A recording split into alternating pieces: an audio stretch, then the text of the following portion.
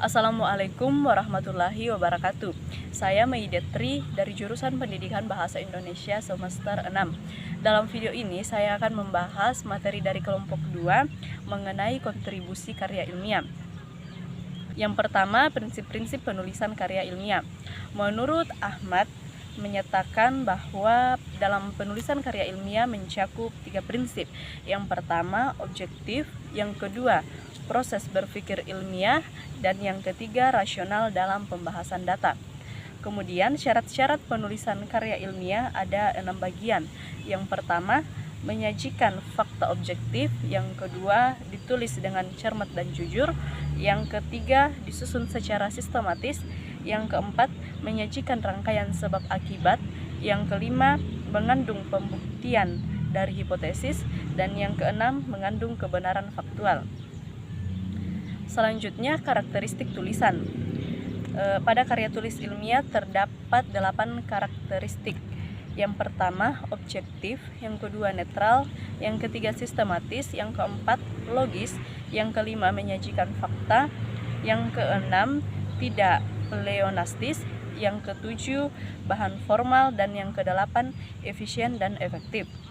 Kemudian dalam karya tulis non-ilmiah ada 4 karakteristik. Yang pertama, menyajikan fakta pribadi. Yang kedua, kata yang susah diidentifikasi.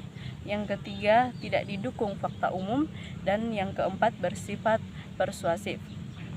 Selanjutnya, dalam karya ilmiah populer ada 4 karakteristik. Yang pertama, menyajikan fakta objektif. Yang kedua, kata yang sederhana. Yang ketiga, bahasa tidak terlalu formal. Yang keempat, gagasan tersusun sistematis. Selanjutnya, wawasan ilmiah. Wawasan ilmiah adalah wawasan keilmuan atau pandangan seseorang secara ilmu pengetahuan atau fakta. Wawasan ilmiah bisa juga diartikan sebagai ilmu pengetahuan. Kemudian tujuan penulisan karya ilmiah, yang pertama untuk menyampaikan ide di kalangan tertentu, yang kedua untuk memenuhi suatu tugas, yang ketiga untuk dijadikan bahan diskusi, yang keempat untuk di perlombaan, yang kelima untuk melatih menuangkan ide, dan yang keenam melatih keterampilan dasar.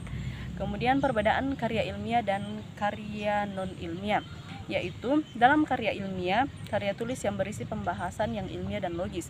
Sedangkan pada karya non-ilmiah, karya tulis yang berisi fakta pribadi dalam kehidupan sehari-hari.